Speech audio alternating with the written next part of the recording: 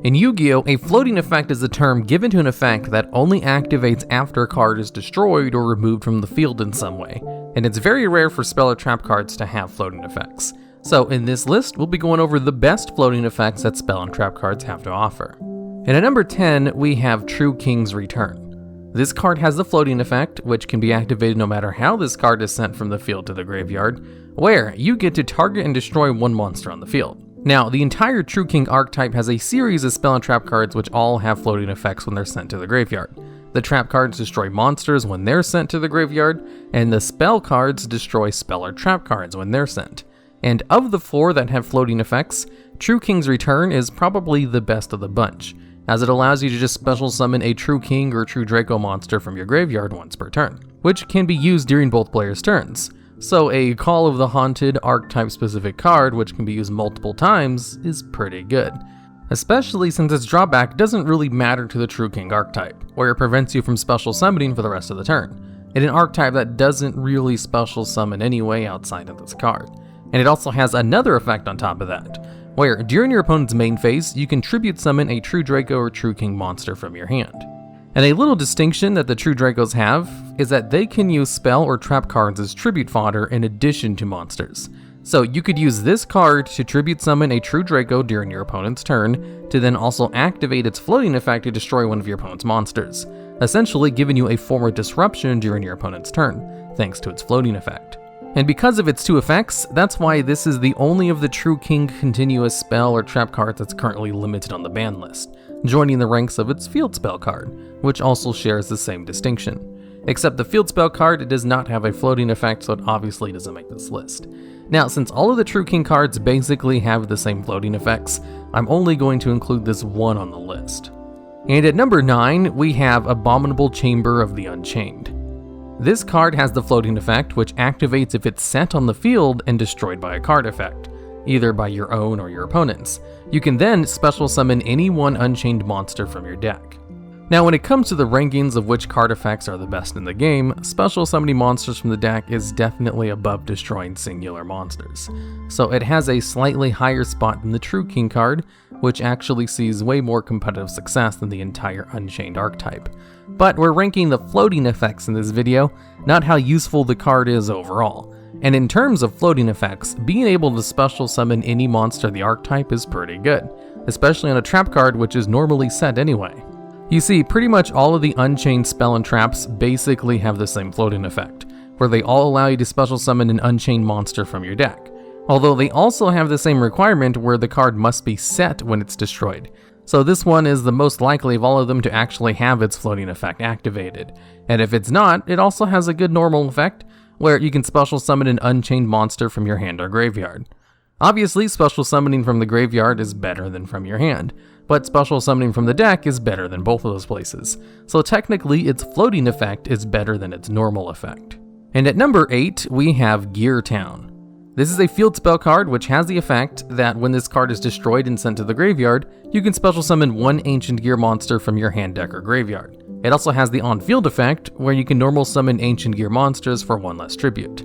Which is not half bad, but this card is definitely played for its floating effect specifically. Now obviously, the best place to special summon the monster from is from the deck, but the fact that it can also use the graveyard means you don't need to play 3 copies of any one Ancient Gear monster that you want to bring out, multiple times with this card. Currently, the best target for this is Ancient Gear Reactor Dragon, since it's a 3k beat stick which prevents your opponent from activating card effects when it declares an attack, and at the end of the damage step, it allows you to destroy one spell or trap card on the field. So if you bring this card out with Gear Town, and then set another Gear Town on the field, you could proc its effect with Reactor Dragon attacking over something. And if Reactor Dragon is sent to the graveyard, you can just bring it back with another copy of Gear Town, without having to play multiple copies of Reactor Dragon in your deck to potentially muddy up your hand with dead draws. Although its on-field effect does allow you to bring out a little bit easier if you do unfortunately get it in your hand, as it can also be targeted from your hand since Gear Town has that covered as well. But there is one big problem with Gear Town, and it's the fact that it's kind of an old card, and because of that, it was given a when condition on its floating effect, instead of an if, which means it can miss timing. So, for example, if you activate any effect of a card, like just normal summoning Ancient Gear Frame in order to add a card from your deck to your hand, If your opponent just chains a Mystical Space Typhoon to that effect, targeting Gear Town, it will destroy Gear Town, resolving backwards, and the last thing to happen in the chain will be resolving Ancient Gear Frame's effect, which means Gear Town will miss the timing of its activation, since it needs to happen immediately once it's sent to the graveyard. So if your opponent is smart and waits to destroy Gear Town after doing an effect, or just chaining one of their spell and trap card destruction effects to a different effect they use first, they can pretty easily cause it to miss timing. So the best way to activate the effect of Gear Town is just to destroy yourself, and most Gear Town decks do that just fine.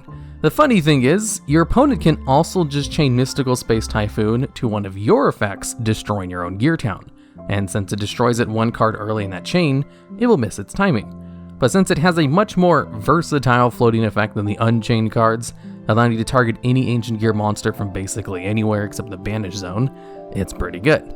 And that's why it makes a slightly higher spot on this list, even if it can miss timing.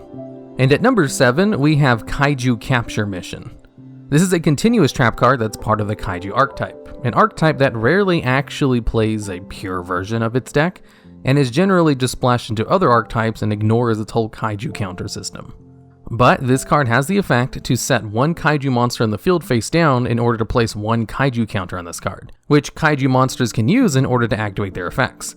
And since you can only have one Kaiju monster on either side of the field at a time, this card allows you to set them face down so you can bring out another one.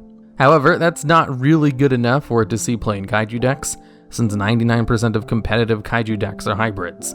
Really, the only reason this card might be included at all, when people play a more Kaiju-focused deck, is because of its floating effect, which is that if this card is destroyed by an opponent's card effect and sent to the graveyard, you get to draw 2 cards.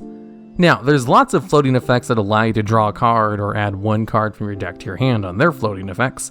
A lot of field spell cards have this kind of effect. There's even cards like Miracle Synchro Fusion and Ivy Shackles that allow you to draw one card on their destruction.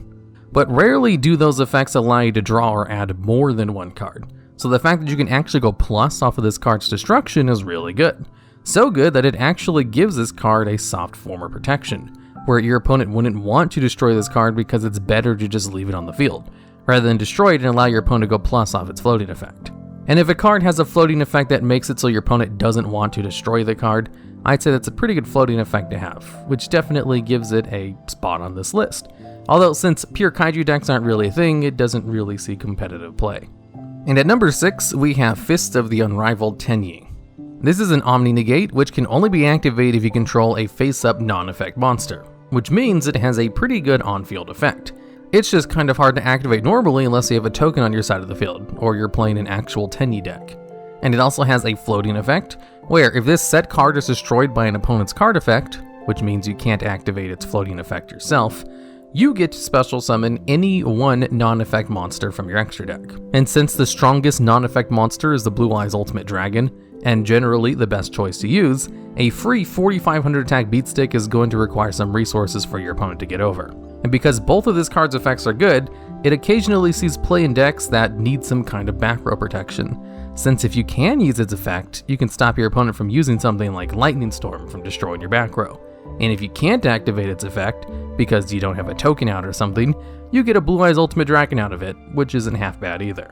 When it comes to ranking card effects, being able to cheat monsters out of the extra deck is a lot better than cheating monsters out of the main deck, which is why it gets a slightly higher spot than Gear Town or Abominable Chamber of the Unchained. Since it's only a non-effect monster, it kind of sits in the middle of the list instead of being at the top, since the next 5 cards just have way better floating effects than this one. Although this card does have a good floating effect and a good main effect on the card, which definitely beats out the other 5 who definitely do not have main effects that can be used on the field that are as good as an Omni-Negate. And at number 5, we have Abyss Prop Wild Wagon. Now, this is an Abyss Actor archetype specific floating effect, as the way to activate its floating effect is only if this card is destroyed while set on the field, and if you control a face-up Abyss Actor Pendulum monster in your extra deck.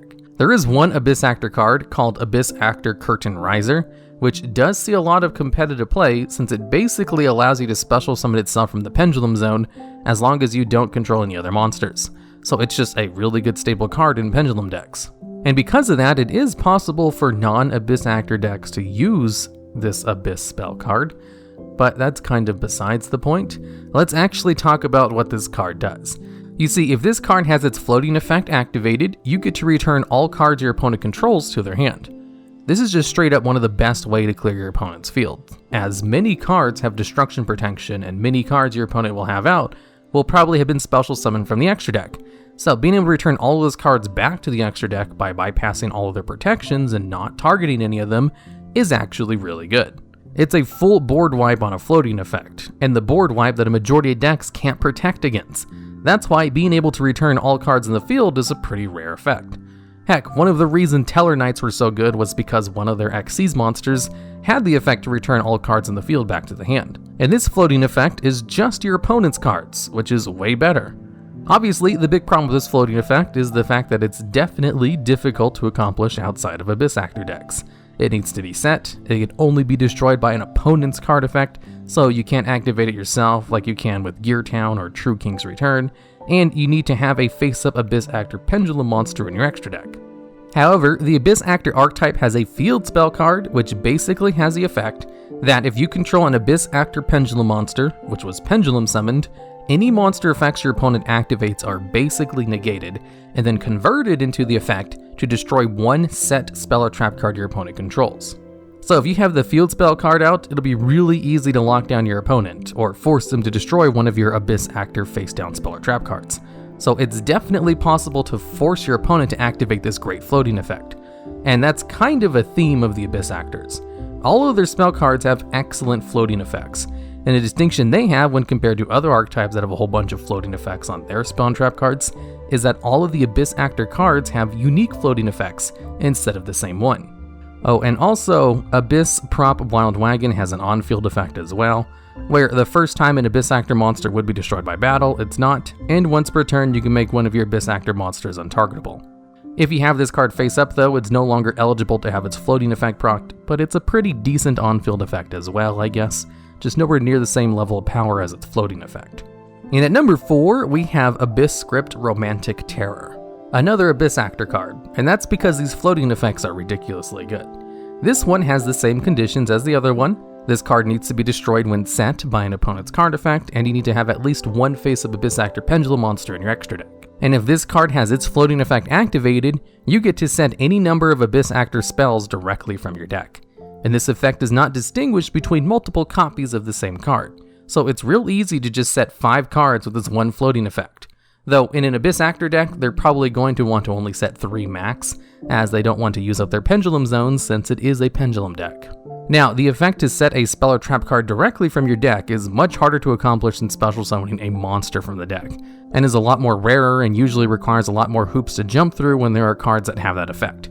It's just harder to search out spell and traps than it is monsters, and this card allows you to fill as many as you want from your deck, which is super good. This can essentially allow you to go +4 in card advantage, although more realistically you'll only be going +2 because of your pendulum zones, but even that's really good.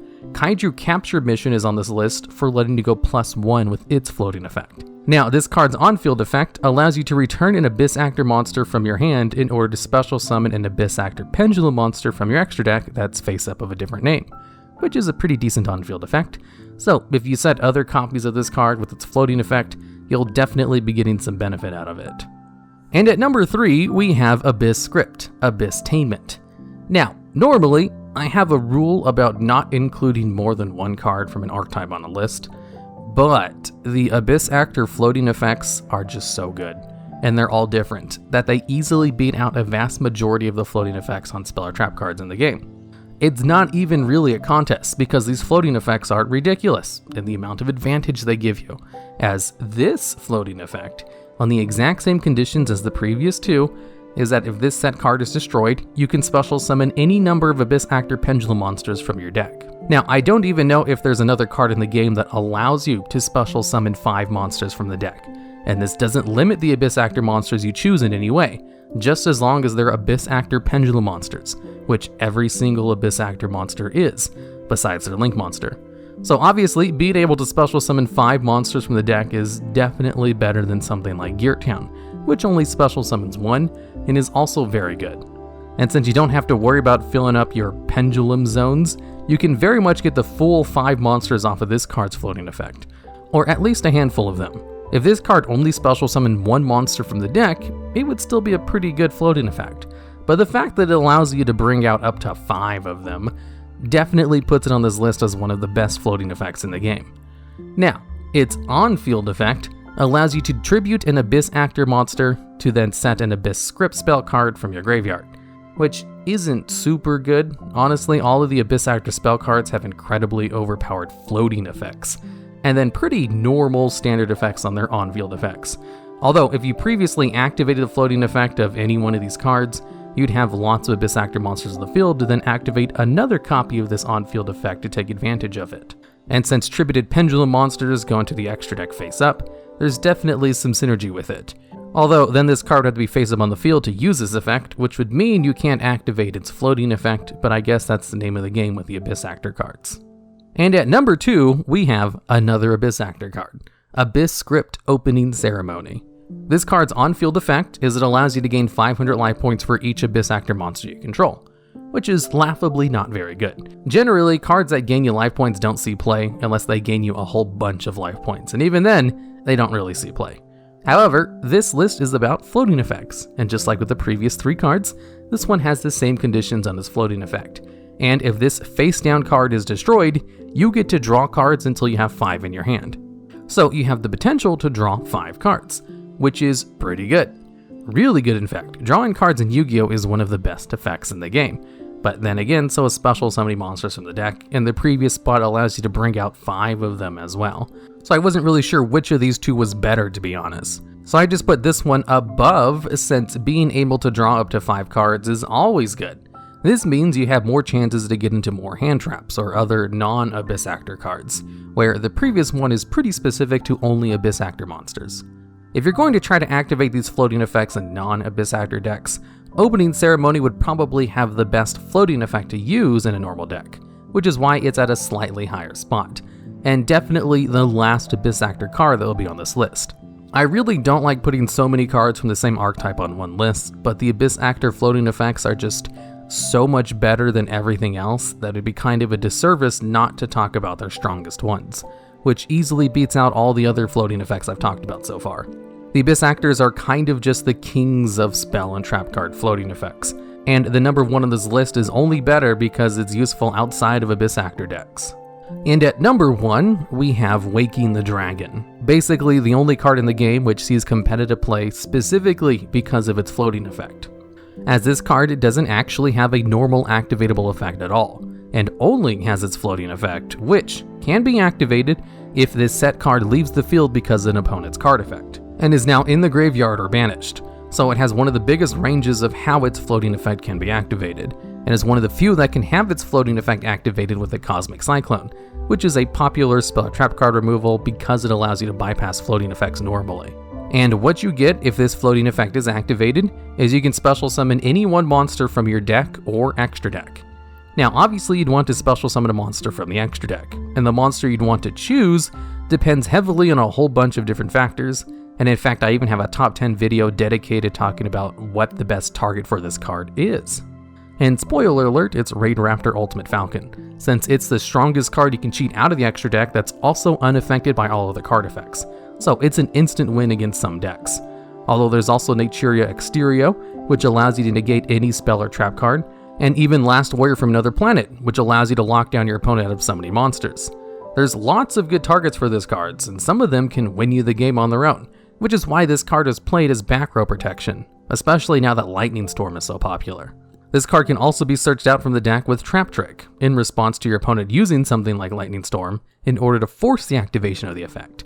Now, you know a floating effect is good if it sees competitive play despite not having a normal on-field effect at all, which is why this card definitely has to take the top spot on this list.